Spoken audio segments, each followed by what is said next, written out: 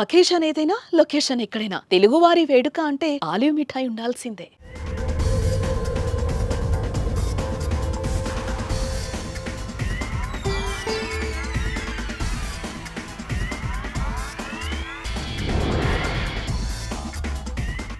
Hyderabad outer ring road ఓ game changer. తెలంగాణకి financial growth engine. Hyderabad real ఎస్టేట్కి రన్వే.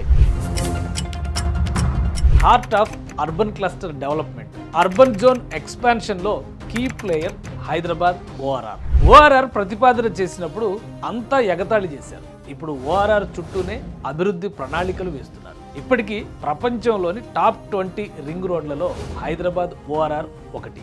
ఇప్పుడు ఆంధ్రప్రదేశ్ వంతు స్వర్ణాంధ్ర 2047 గ్రాండ్ విజన్ కి Amaravati ORR ring of growth గా మారనుందా? Real estate revolution, economic growth corridor, employment generator, easy logistics and trade, satellite townships, trade Jones, ఇలా అనేక అంశాలతో Amaravati outer ring road Andhra Pradesh రాజధాని కలలకి కొత్త రన్వే వేయనుంది.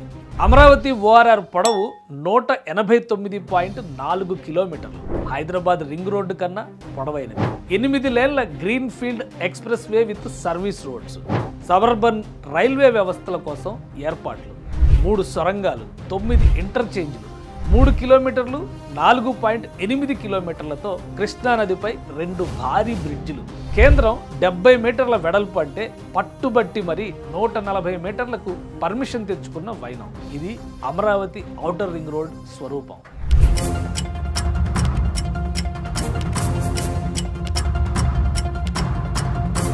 విజయవాడ, గుంటూరు వంటి మహానగరాలతో పాటు 27 చిన్న చిన్న పట్టణాలు అమరావతి ఔటర్ రింగ్ రోడ్డు పరిధిలోకి వచ్చేస్తాయి. 5 జిల్లాల్లోని 23 మండలాలు, 121 గ్రామాల మీదుగా నిర్మించే ఈ మహా రహదారి పోర్టులకి, ఎయిర్పోర్టులకి, మహానగరాలకి, ఏపీ రాజధానిని అనుసంధానించే మహా వ్యవస్థగా మారనుంది. లాజిస్టిక్స్, మ్యానుఫ్యాక్చరింగ్, ఐటీ సెక్టార్లకు బూస్ట్ ఇస్తూ కొత్త ఇండస్ట్రీస్ సెటప్కి ఆకర్షణగా నిలుస్తూ ఇండస్ట్రియల్ గ్రోత్కి మెయిన్ పిల్లర్గా సపోర్ట్ ఇస్తుంది. Amaravati outer ring road Andhra Pradesh ఆర్థిక విప్లవానికి రాజమార్గం.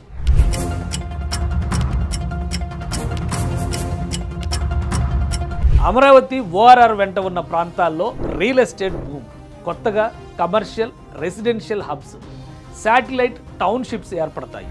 విజయవాడ, అమరావతి, గుంటూరు, తాడేపల్లి, మంగళగిరిని ఇంటిగ్రేట్ చేసి ఒక మెగా సిటీగా రూపొందించే విజన్లో ఓఆర్ఆర్ కీలకం.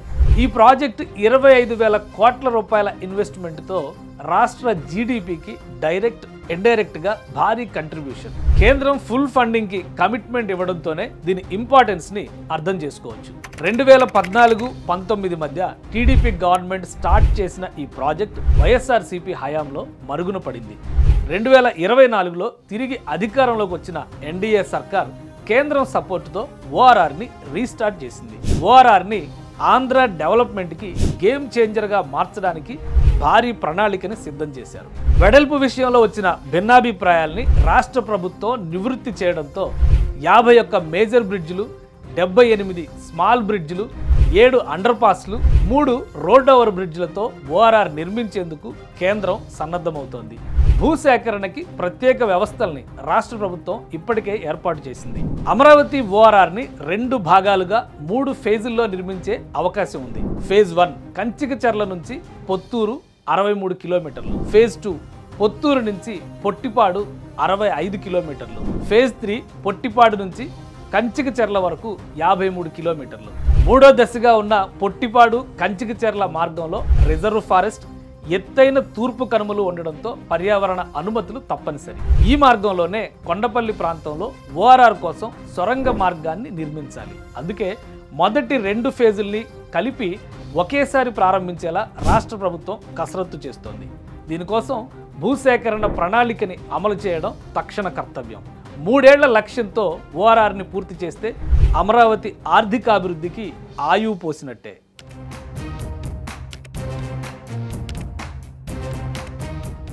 సుమన్ టీవీలో మీ పర్సనల్ అండ్ బిజినెస్ ప్రమోషన్స్ కోసం కింది నెంబర్కి కాంటాక్ట్ చేయండి.